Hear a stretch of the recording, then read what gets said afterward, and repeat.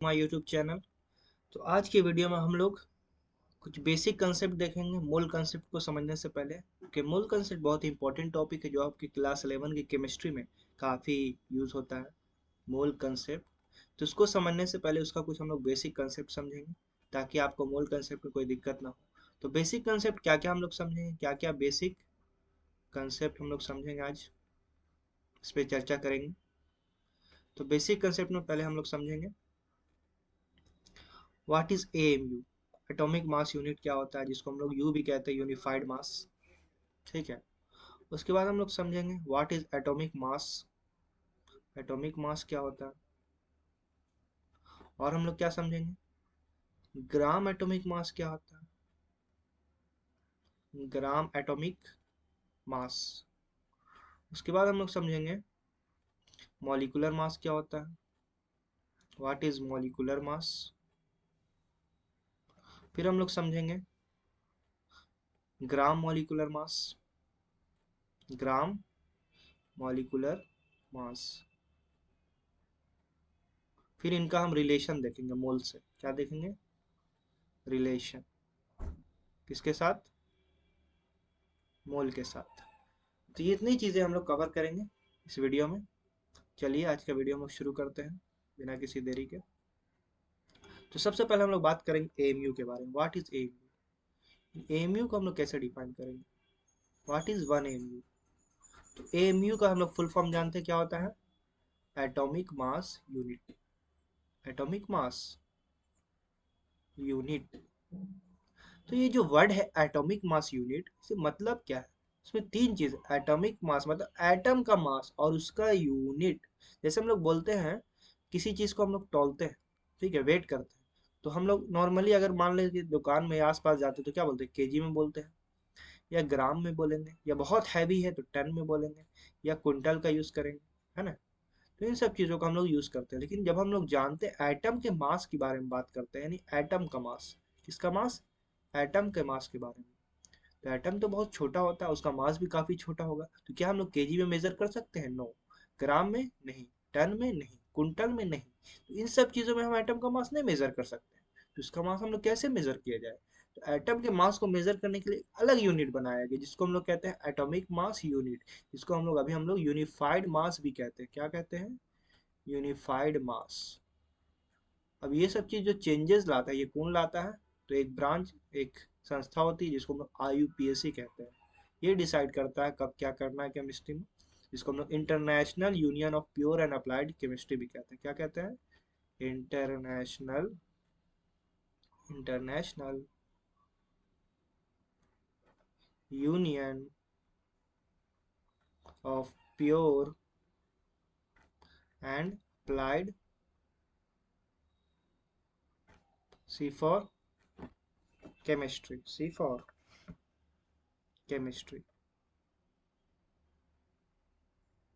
आई hope आपको समझ में आया होगा।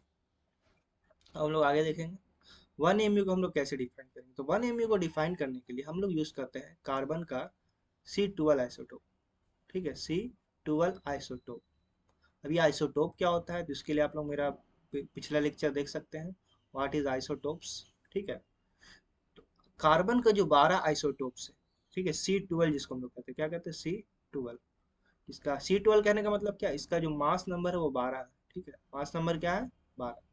तो कार्बन का जो 12वां एसिटोप है C12, उसका जो मास होता है, ठीक है, उसको हम लोग कंसीडर करते हैं और उसको हम लोग 12 से डिवाइड करते हैं। यानी हम लोग ऐसे कह सकते हैं एमयू को, इट इज वन एमयू क्या होगा, 1/12 ऑफ मास ऑफ C12।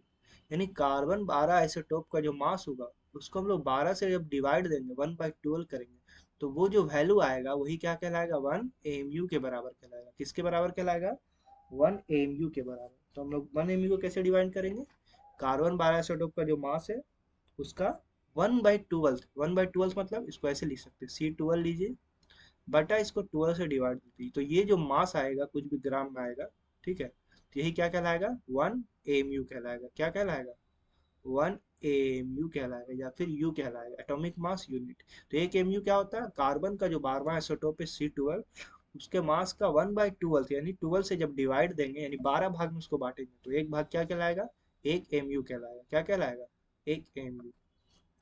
तो जैसे कि हम लोग अगर इसको कैलकुलेट करें कितना आएगा तो 1 एमयू बराबर, तो चलिए कैलकुलेट करते हैं 1 एमयू को 1/12 इंटू C12 का जो मास होता है वो होता है 1.99 इंटू 10⁻⁻23 ग्राम।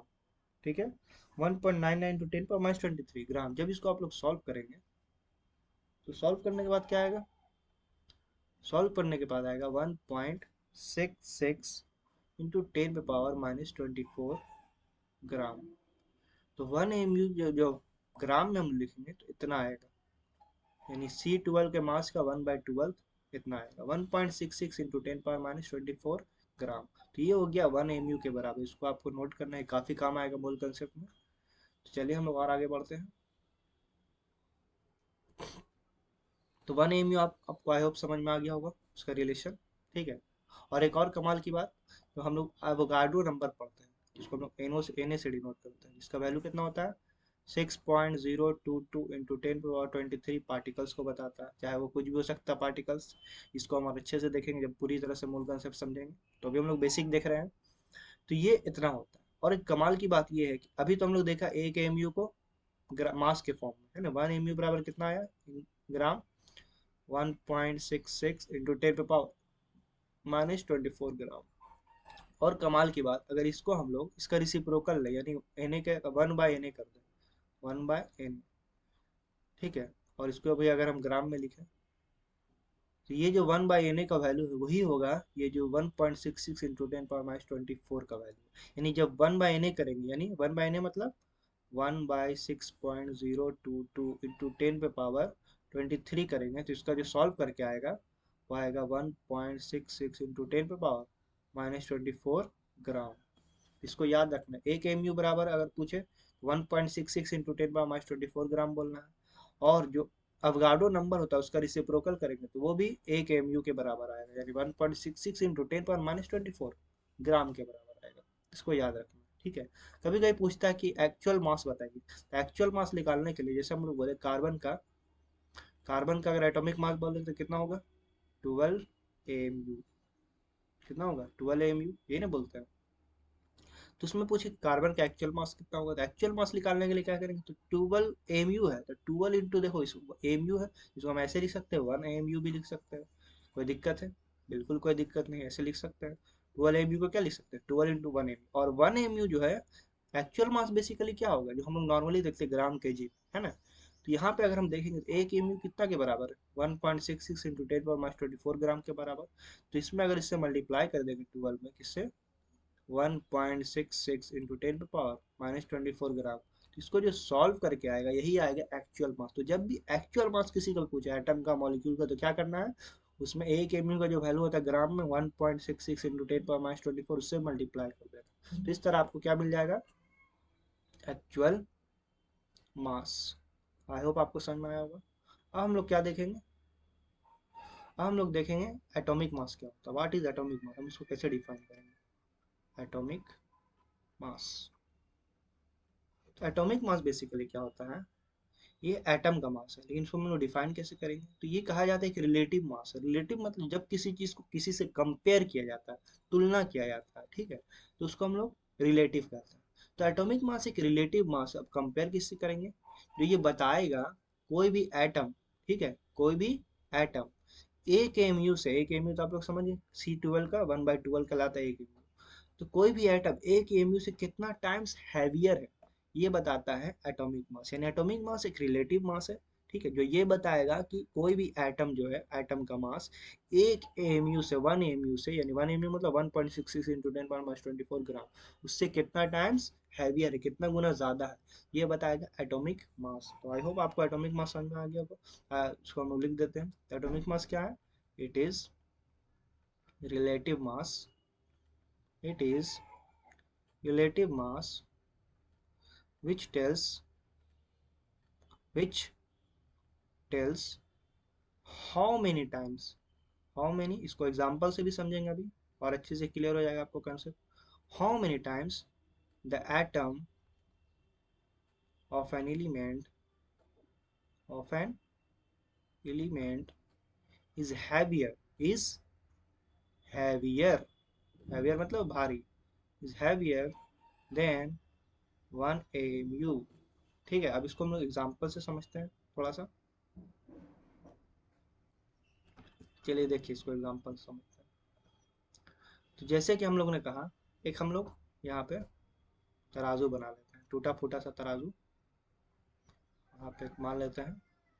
हम लोग जैसे नॉर्मली वेट करते हैं तराजू में, तो एक तरफ स्टैंडर्ड रखते हैं जो हमको पता रहता है, और एक तरफ जिसको हमको नहीं पता अननोन वैल्यू रखते हैं। तो मान लेते हैं यहाँ पे हम लोग रखते हैं 1 AMU। ठीक है, हम लोग एटम का मास निकाल रहे हैं, यहाँ पे हम 1 AMU स्टैंडर्ड रखा, और यहाँ पे कोई अननोन एटम का रख रहे हैं।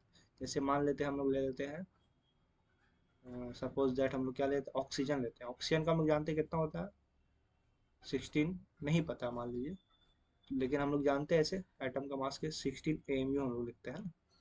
16 AMU अगर मान लो इसको यहाँ पे रखेंगे, 16 AMU, तो क्या हो जाएगा, ये भारी है। तो नॉर्मली हम लोग जानते हैं जब कोई भारी चीज हल्के की तरफ, एक तरफ हल्का दूसरी तरफ भारी होता है, भारी वाला नीचे चला जाता है और हल्का वाला ऊपर। तो ये ऐसा होगा, देखने के लिए मिलेगा। लेकिन यहाँ पे एक चीज और ध्यान देना, ये तराजू जो है ये भी बताएगा कि ये जो है मास इधर राइट में जो रखा हुआ और जो लेफ्ट है, लेफ्ट वाला राइट से कितना गुना ज्यादा है, ये भी ये तराजू बता रहा है, वेइंग मशीन, इतना मान के चलना। ठीक है, तो इससे तो ये पता चला कि ये जो हम ऑक्सीजन का मास लगा वो 1 AMU से तो ज्यादा होगा। क्यों? क्योंकि ये लेफ्ट साइड वाला जो रखा है ऑक्सीजन का मास वो नीचे झुक गया, और ऊपर वाला राइट साइड वाला 1 AMU ऊपर चला गया। इससे ये पता चला कि ऑक्सीजन का मास 1 AMU से ज्यादा होगा। लेकिन कितना गुना ज्यादा होगा ये कैसे पता चलेगा? तो मान के हम लोग चल रहे, जो हमारा जो तराजू है, ठीक है, वो ये भी बता रहा है कि कितना टाइम्स ज्यादा है। ठीक है, तो कितना टाइम ज्यादा है, तो देखा गया कि 1 AMU का 16 गुना ज्यादा, यानी ये जो हम लोग 16 AMU रखते हैं, इसका मतलब क्या है, 16 × 1 AMU, मतलब कि 1 AMU से 16 गुना ज्यादा है किसका मास, ऑक्सीजन का atomic mass. Atomic mass basically यही होता है, किसी भी एटम का मास 1 AMU से कितना टाइम्स ज्यादा, कितना गुना ज्यादा है, यही कहलाता है एटॉमिक मास। तो आई होप आपको एटॉमिक मास का कंसेप्ट समझ में आ गया होगा। ठीक है, और जहाँ एक्चुअल मास पूछे तो 1 AMU का देना ग्राम में 1.66 × 10⁻⁻24 ग्राम। तो इससे आपको इसका एक्चुअल मास मिल जाएगा मल्टीप्लाई। ठीक है, तो याद रहिए एटॉमिक मास क्या है, याद रखना एटॉमिक मास को हम लोग यूनिफाइड मास भी कहते हैं, AMU कहे चाहे यू कहना, यूनिफाइड मास दोनों सही है। ठीक है, अब हम लोग आते हैं ग्राम एटॉमिक मास में। किस पे आते हैं, ग्राम एटॉमिक मास। ग्राम एटॉमिक मास, तो ग्राम एटॉमिक मास क्या होता है, इसमें जैसे नाम पता चला ग्राम एटॉमिक मास। तो ग्राम एटॉमिक मास अगर हम सिंपली बोले तो क्या है, जब एटॉमिक मास हम लोग ग्राम में लिख देते हैं तो उसको ग्राम एटॉमिक मास कहते हैं। कितना सिंपल है, जैसे हम लोग बोले कार्बन का जो एटॉमिक मास कितना है, 12 AMU है। भाई बहुत अच्छा है, 12 AMU है, सही है। लेकिन अगर इसी को हम मास को ग्राम में लिख दें, क्या लिख देंगे, 12 ग्राम।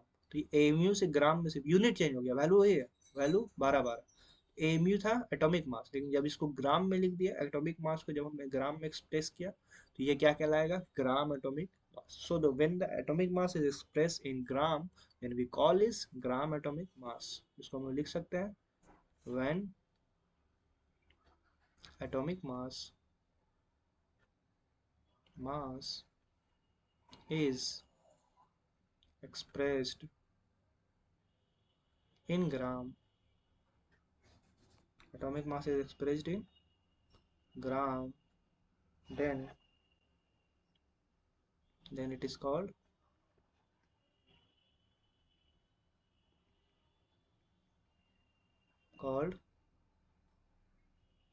ग्राम एटॉमिक मास। ग्राम एटॉमिक मास, तो एटॉमिक मास को जब हम लोग ग्राम में लिखेंगे तो उसको हम लोग क्या कहेंगे, ग्राम एटॉमिक मास कहेंगे। आई होप आपको समझ में आ गया होगा। इसको हम ऐसे भी डिफाइन करते हैं, ये कमाल की बात है, ये आपको काम आएगा मोल कंसेप्ट में काफी ज्यादा। तो याद रखना, ग्राम एटॉमिक मास जो होता है, ग्राम एटॉमिक मास, GAM हम लिखते हैं। ठीक है, ग्राम एटॉमिक मास ये होता है मास ऑफ 1 मोल एटम। इसको याद रखना, मास ऑफ 1 मोल एटम, यानी 1 मोल एटम का जो मास होगा उसको क्या कहेंगे, ग्राम एटॉमिक मास कहेंगे। ठीक है, मास ऑफ 1 मोल एटम, यानी 1 मोल एटम के मास को कहेंगे ग्राम एटॉमिक मास। और 1 मोल एटम का मास, 1 मोल एटम कितना के बराबर होगा, हम लोग जानते हैं, हम लोग कह सकते हैं 6.022 × 10⁻23 थ्री एटम। ठीक है, तो 1 मोल किसके बराबर होगा? 6.022 इंटू 10 पावर 23 एटम। मतलब हम लोग ये कह सकते हैं कि 6.022 इंटू 10 पावर 23 एटम का जो मास होगा वही क्या होगा? ग्राम एटॉमिक मास होगा। तो ग्राम एटॉमिक मास आप लोग समझ गए होंगे। जब एटॉमिक मास को हम लोग ग्राम में एक्सप्रेस करते हैं तो उसको कहते हैं ग्राम एटॉमिक मास, और 1 मोल एटम का जो मास होगा वही क्या कहलाएगा? ग्राम एटॉमिक मास। और 1 मोल एटम में 6.022 इंटू 10 पावर 23 एटम्स होते हैं। इसीलिए हम लोग कह सकते हैं कि इतने एटम, इतने पार्टिकल 6.022 इंटू 10 पावर 23 एटम का जो मास होगा वही क्या कहलाएगा? ग्राम एटॉमिक मास कहलाएगा। तो आई होप आज की वीडियो की काफ़ी आपको समझ में आया होगा। आज इतना ही रहने देते हैं। कल की वीडियो हम लोग ग्राम मॉलिक्यूलर मास और मॉलिक्यूलर मास क्या होता है और उसको कैसे कैलकुलेट करते हैं काफ़ी चीज़ समझेंगे।